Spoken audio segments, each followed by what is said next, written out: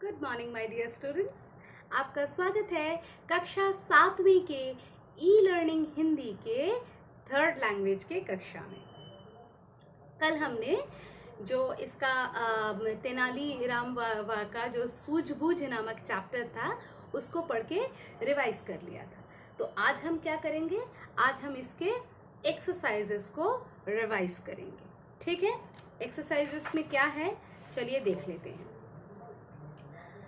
रजाई देखकर राज दरबार में बैठे लोग किस सोच में पड़ गए थे। वी नो दैट कि वो इस सोच में पड़ गए थे कि इस रजाई से भला राजा क्या करने वाले हैं।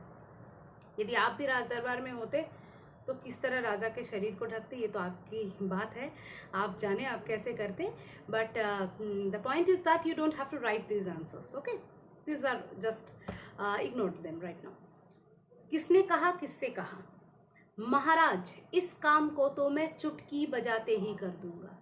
किसने कहा था ये काम, ये बात कि इस काम को मैं चुटकी बजाते कर दूंगा?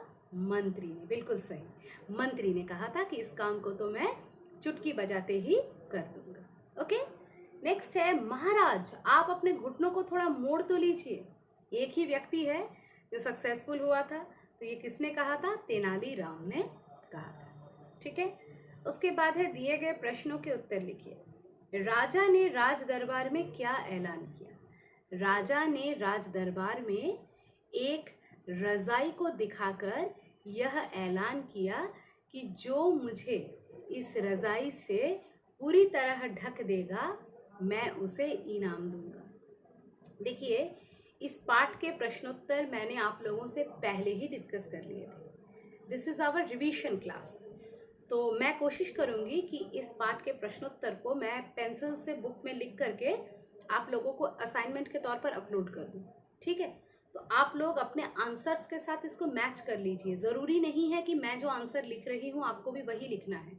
मैं एक सैम्पल आंसर अभी जैसे मुंह से बोल रही हूँ, इसी तरह से कोई एक आंसर, बिकॉज मैं आंसर याद नहीं रखने वाली हूँ, जो मन में आएगा, जो रेलेवेंट होगा, मैं उस आंसर को लिख दूंगी। आप लोग अपने आंसर से मैच कर लीजिएगा। और यदि आप चाहें तो आप असाइनमेंट अपलोड कीजिए, यदि आप ना चाहें तो आप उससे मैच करके अपने आप ही आप अपना चेकिंग कंप्लीट कर सकते हैं। It's not necessary that you have to upload it. Okay, चलिए। राजा ने राज दरबार में क्या ऐलान किया? राजा ने राज दरबार में एक रजाई को दिखाते हुए ये ऐलान किया कि जो इस रजाई से मेरे पूरे शरीर को ढक देगा मैं उसको इनाम दूंगा। Okay, clear. नेक्स्ट है राजा को रजाई ओढ़ाने के लिए कौन कौन सामने आया?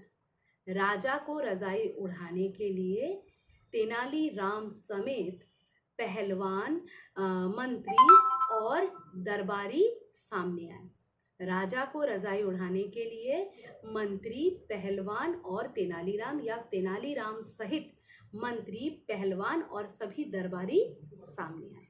ठीक, नेक्स्ट है तेनालीराम ने राजा कृष्णदेव राय के पूरे शरीर को कैसे ढका?